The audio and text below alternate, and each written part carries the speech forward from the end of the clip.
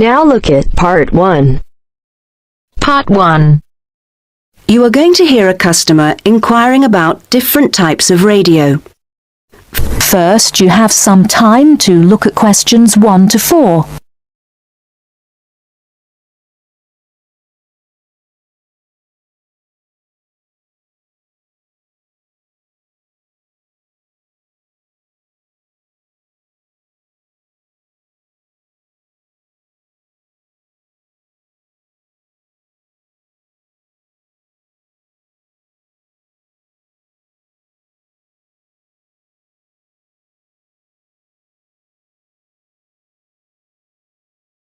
You should answer the questions as you listen, because you will not hear the recording a second time.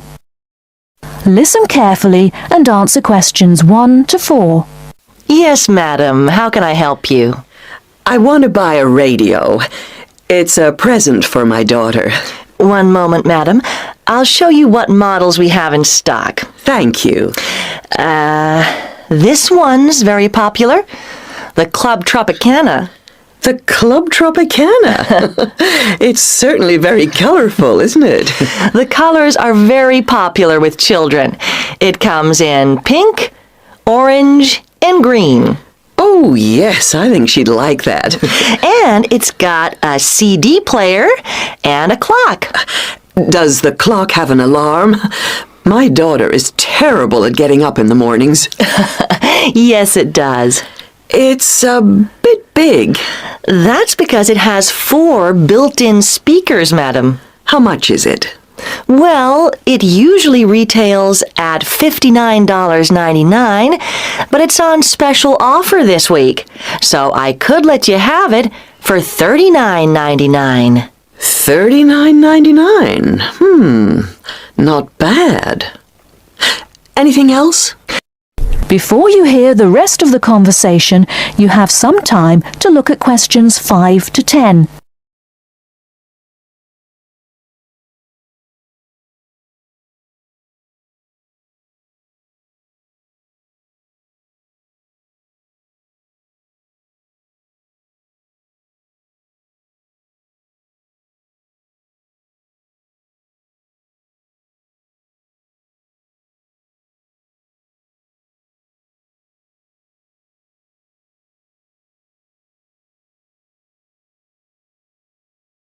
Now listen and answer questions 5 to 10.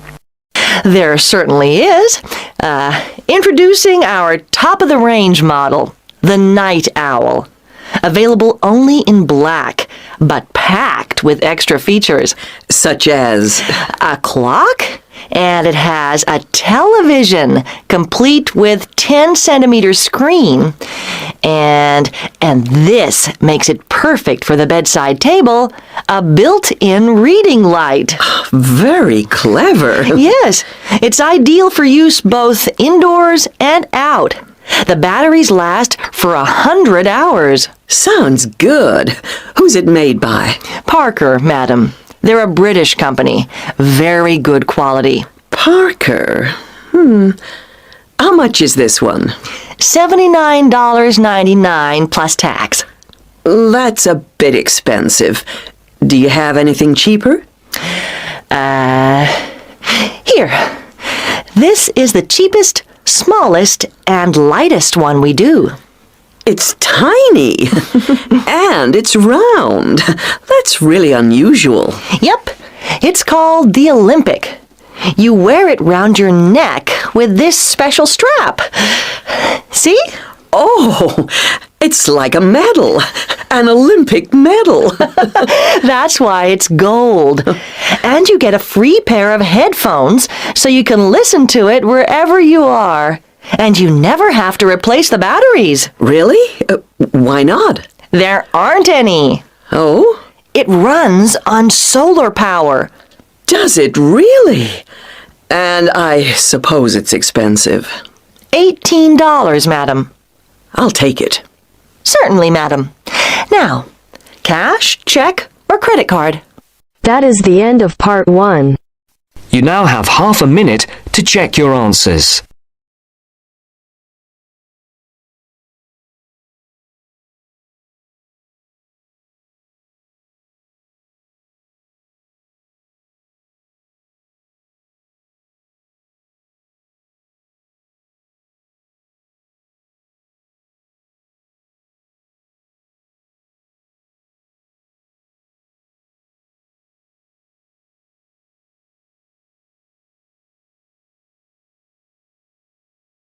Now turns to part 2. Part 2. You are going to listen to a conversation between two students about preparing a questionnaire as part of an essay assignment. First, you have some time to look at questions 11 to 14.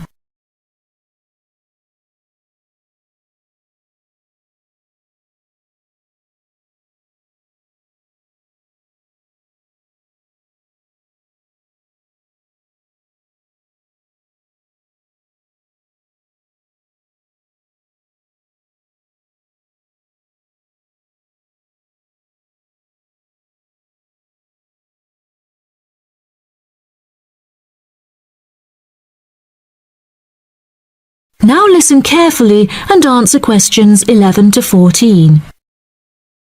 I've never written an essay of more than 1,500 words before, Anne. Me neither, Mark, and it scares me. I wouldn't worry. We'll just have to pretend it's 4 essays of 1,500 words and join them together. It says here in the assignment notes Dr. Brightwell gave us that we're to write between 5,000 and 6,000 words on some aspect of students' attitudes, backed up by our own research, which we present in the form of tables, graphs, charts or whatever, and supported by reference to the list of books she gave us.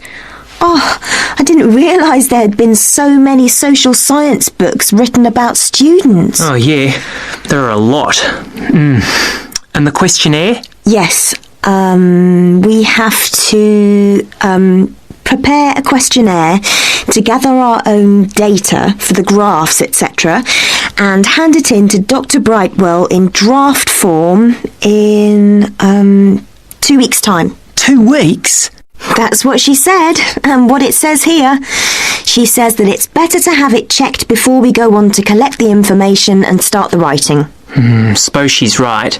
We'd better get started then. But she didn't say how we were going to put the questionnaire together. Does it say anything in the notes? Nope. It only says that we are limited to 4 sides of A4 and no more than 50 questions. If that's the case, it's not that bad. Before you hear the rest of the programme, you have some time to look at questions 15 to 20.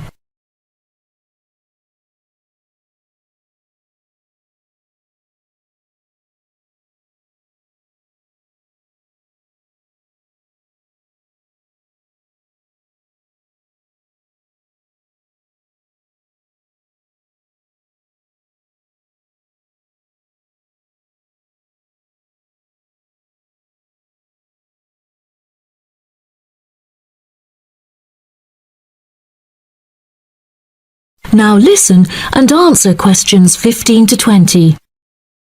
So, how are we going to do it? Well, first we need to know who we're aiming it at. Then decide how many questions we're going to ask. I think we could have about 40 questions maximum. I don't think there's any real need to go up to the 50 limit. And I think we should keep the questions themselves very simple. Don't worry. In my case, they will be. We could have a mixture of question types like multiple choice questions, yes, no, and agree, disagree, with boxes for people to tick. If people are asked to write down anything, it's unlikely they will fill it in. So, are we going to give this questionnaire out to people to hand in, or are we going to just stop and ask them around the campus or on the street? I don't really know. Did she say anything about this? No, she didn't. And there is nothing in these notes she gave us either. I think we ought to give them out. Okay. Anyway, it won't affect the way we design the questionnaire. We're both doing it on different subjects, but there's nothing wrong with pooling our ideas about the mechanism of the questionnaire. No, none. What are you doing your project on? I've been thinking about doing something around the subject of how aware students are of world affairs. People think that we're all up to date, but I very much doubt it. It would also be interesting to compare students in different years. And you?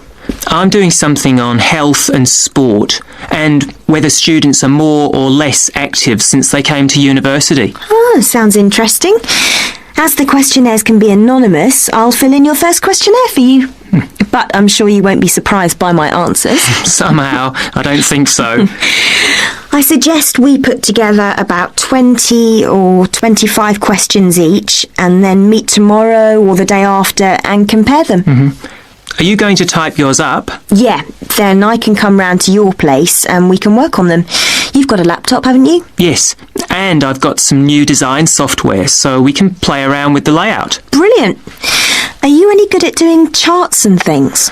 I know how to do simple things on the computer, but we'll sort something out. Okay.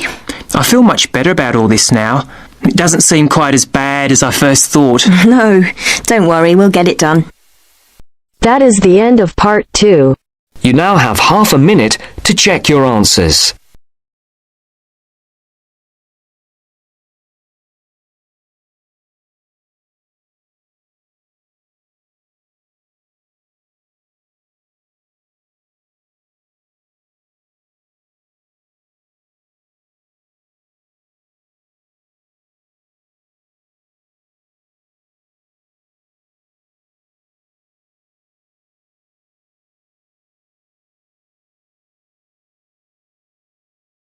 Now turns to part 3.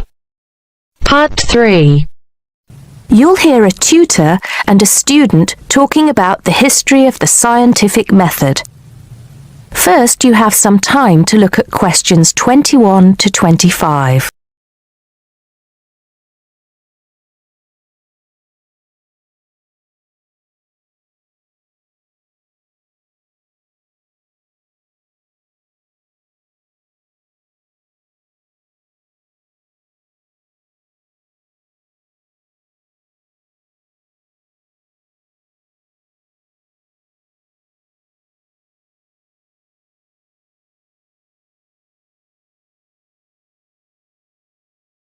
Now listen carefully and answer questions 21 to 25.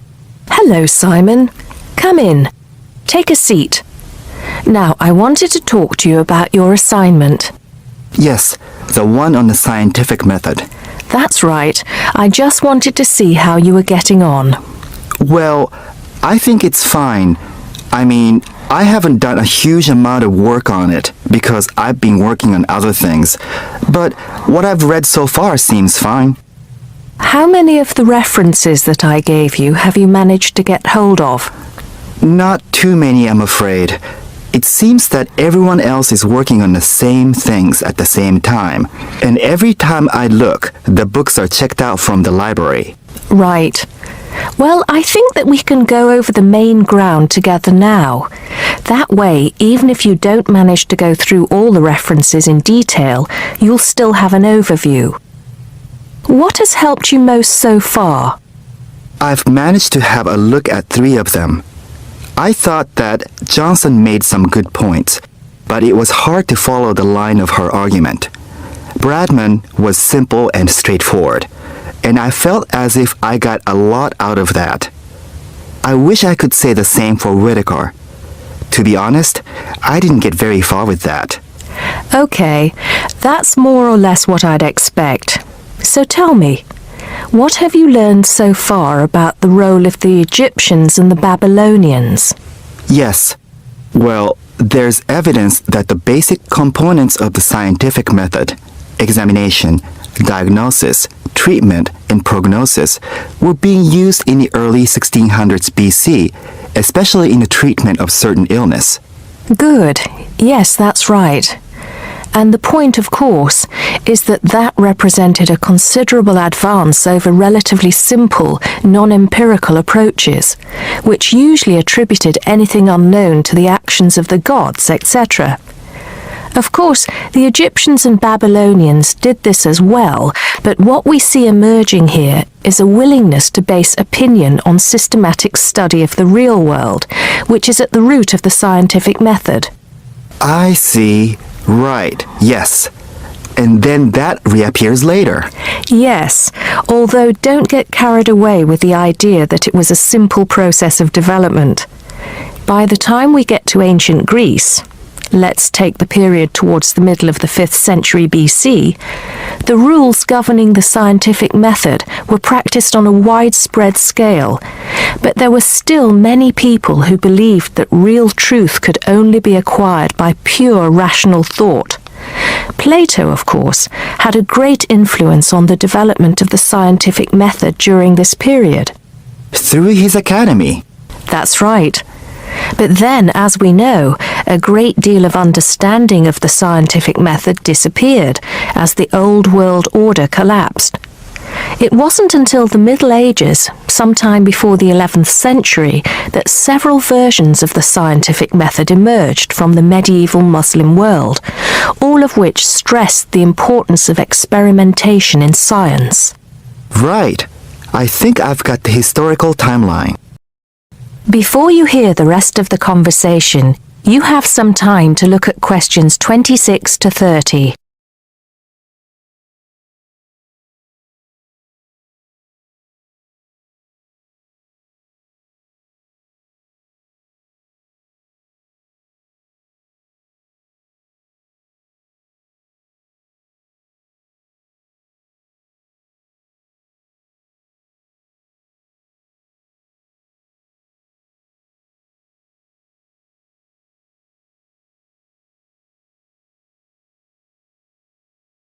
Now listen and answer questions 26 to 30.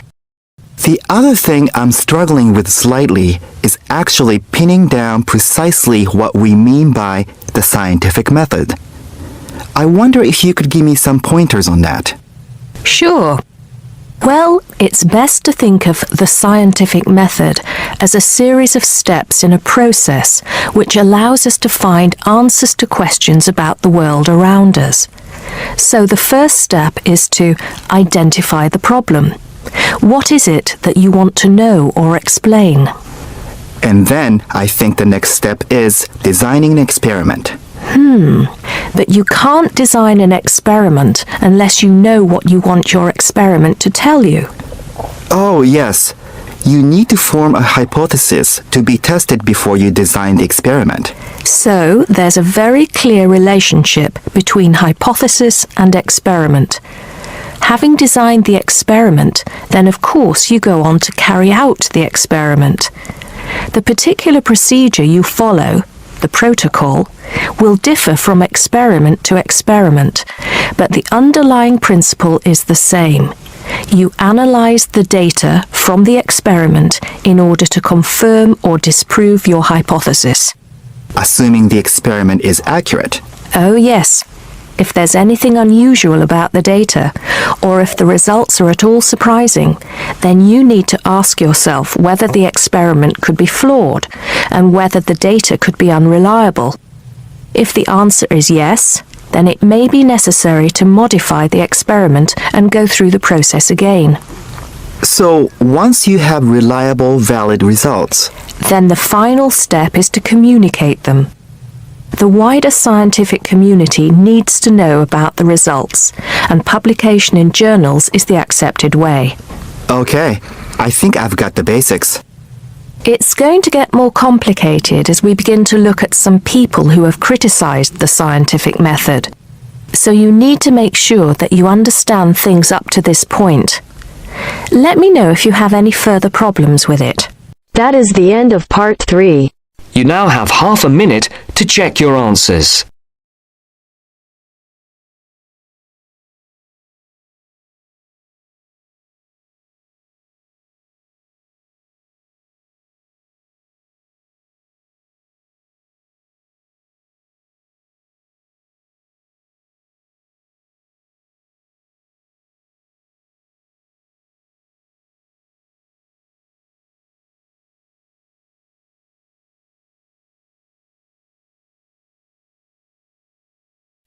Now turns to part 4. Part 4.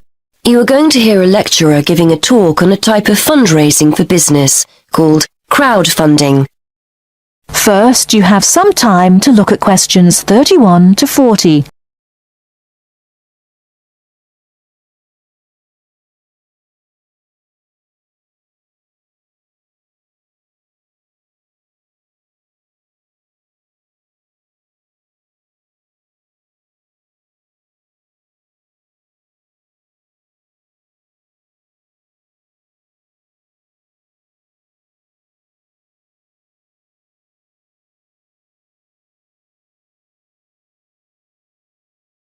Now listen carefully and answer questions 31 to 40. Good morning, everyone. Today we're continuing our look at funding opportunities for small startup businesses. The emergence of social media has given companies the ability to connect with fans and potential customers directly. On the back of the growth in social media, a model of raising finance has emerged known as crowdfunding. This revolutionary way of raising finance began with micro-lending in the 90s. More recently, an equity-based model has emerged that allows people to invest directly in a new company. We're going to examine this in more detail later, but let's turn first to a third model, which I'll term a fan-based model. With this model of crowdfunding, individuals are encouraged to give an amount of money to support the launch of a project or initiative without the promise of any financial return. Instead, there's a reward for donating. This contrasts with the micro-lending model, which would require a return on investment, and the equity-based scheme, which may offer shares.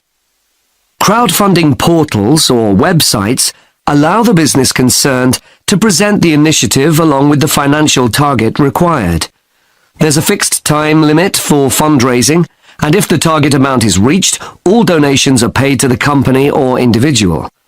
Whether it's an author planning to write a new book, an independent film company looking to make a new film, or a technology company with an idea for an app, the person or company needing funding would turn to its fan base for support.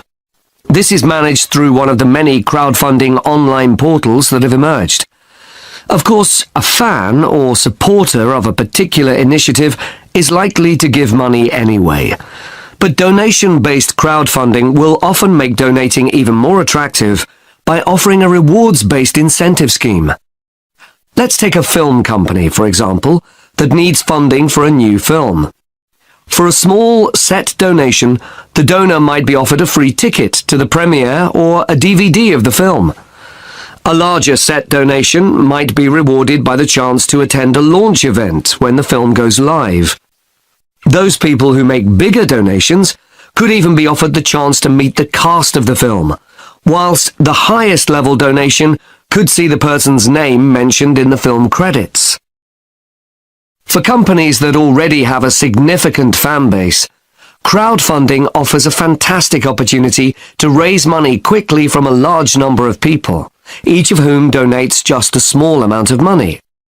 Compare this to the time and effort that would be needed to sell your idea to investors or your bank manager, particularly in an age when raising finance can be difficult.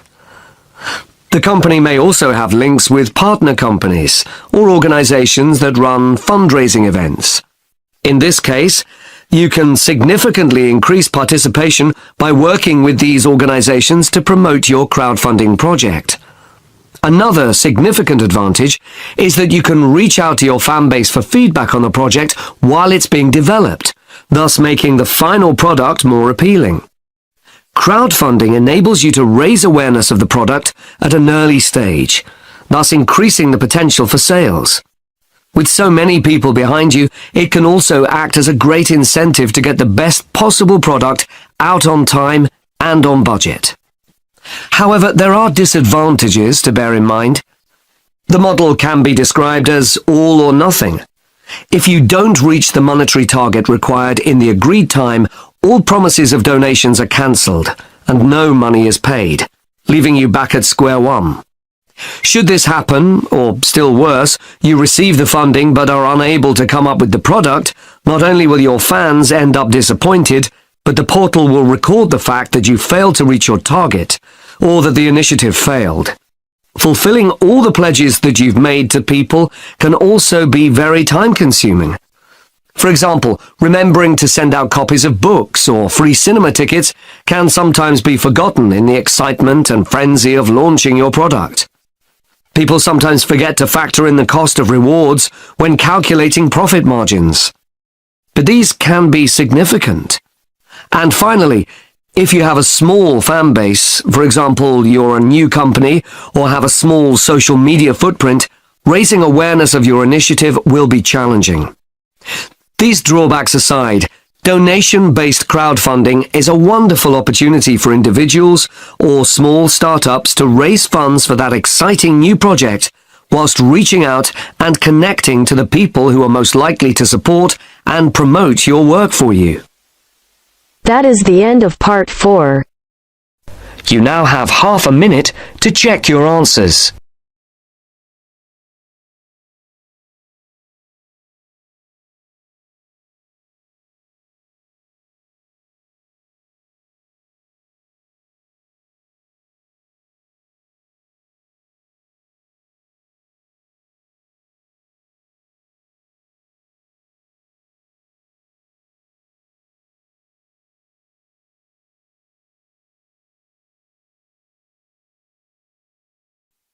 Thank